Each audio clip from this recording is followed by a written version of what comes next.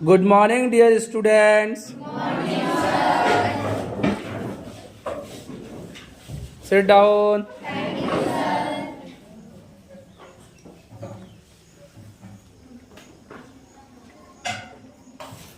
आशा करते हैं आप सभी अच्छे होंगे। क्वेश्चन नंबर 13 सॉल्व करेंगे।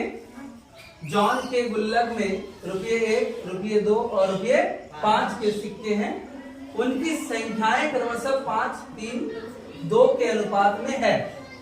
यदि गुल्लक में कुल ₹840 है तो प्रत्येक प्रकार के सिक्कों की संख्या ज्ञात कीजिए। तो चलिए सॉल्व करते हैं। तो सबसे पहले अनुपात में दिया है तो मान लेंगे। माना ₹1 के सिक्कों की संख्या अनुपात में 5 है तो क्या मानेंगे 5x। ₹2 के सिक्कों की संख्या बराबर कितना हो जाएगा 3x एंड ₹5 के सिक्कों की संख्या बराबर हो जाएगी 2x। ये क्या है? सिक्कों की संख्या है। कुल रुपये कितना है 8। चलिए एक बात बताते हैं आपको। मान लीजिए आपके पास ₹1 के 5 सिक्के हैं तो इसका मतलब कितने रुपए हैं 5 रुपये। कैसे? 1 से 5 को गुना कर दिए। मान लीजिए ₹2 के 5 सिक्के हैं तो आपके पास कितने रुपए हैं 10 रुपये, है ना। तो सिक्कों की संख्या से उसके वैल्यू को गुना कर देंगे। तो ₹1 के सिक्के की संख्या कितना है 5x। इसलिए ₹1 के कितने रुपये हैं? ₹1 के सिक्के की कितने रुपये हैं 1 into 5x। ₹2 के सिक्कों की संख्या कितनी है 3x। यानी क्या लिखेंगे 3x into 2 है प्लस ₹5 के सिक्कों की संख्या कितनी है 2x। तो 2x into 5 इक्वल टू कितने रुपये हैं 840। अगर मान लो आपके पास ₹10 के 2 नोट है तो कितने रुपये हैं 20। क्या किया आपने गुना कर दी। वैसे हमने क्या किया सिक्कों की संख्या से उसके वैल्यू को गुना कर दिए। तो रुपया आ जाएंगे कुल रुपये 840।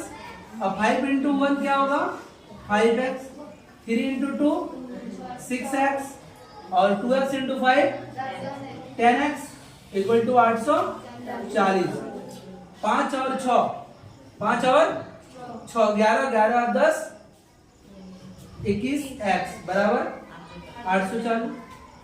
x बराबर क्या होगा 840 बटे 21। कट जाएगा, कट जाएंगे। क्या होगा 21 4 84 होगा और 1 0 40। अभी क्या निकालने बोला है प्रत्येक प्रकार के सिक्कों की संख्या। ये तो संख्या बना हुआ है तो लिखेंगे अतः ₹1 के सिक्कों की संख्या बराबर कितनी हो जाएगी 5x माने हैं 5 into x का वैल्यू कितना है 40। यानी कितना हो जाएगा 5 4 20 और इधर 1 0। यानी ₹1 के कितने सिक्के हैं 200। फिर क्या करेंगे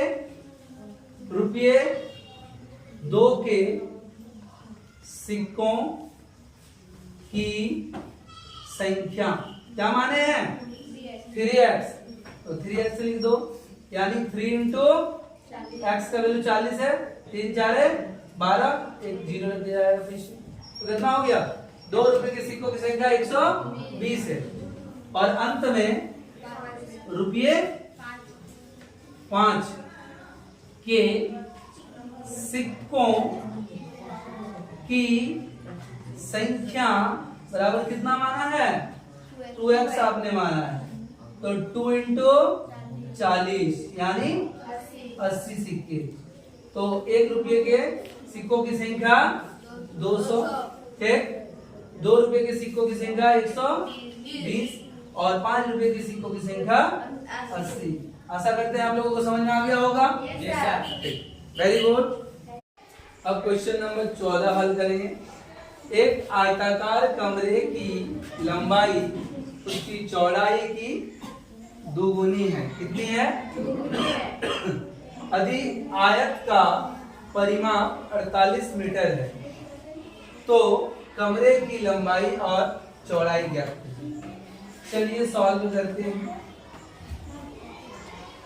संकेत के तौर पर एक आयताकार कमरा बना लेंगे, ओके, ताकि आप लोगों को अच्छे से समझ में आए।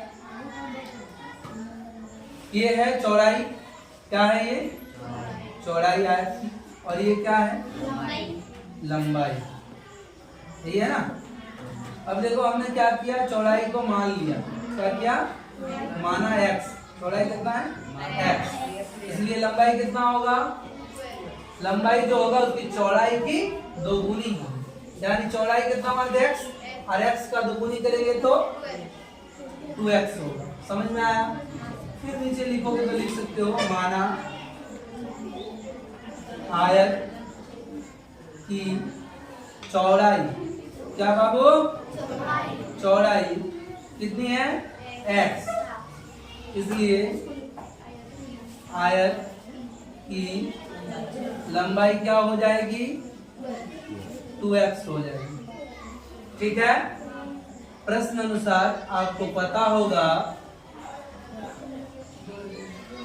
आयत का परिमाप दिया हुआ है, कितना? 48 मीटर। तो लिखेंगे आयत का परिमाप बराबर कितना है? 48 मीटर। अब आयत का परिमाप क्या होता है? फॉर्मूला 2 इंटू लंबाई प्लस चौड़ाई। यहाँ लिखेंगे 2 इंटू लंबाई प्लस चौड़ाई इक्वल टू 48। तो 2 है, लंबाई हमने क्या माना? 2x और चौड़ाई हमने क्या माना?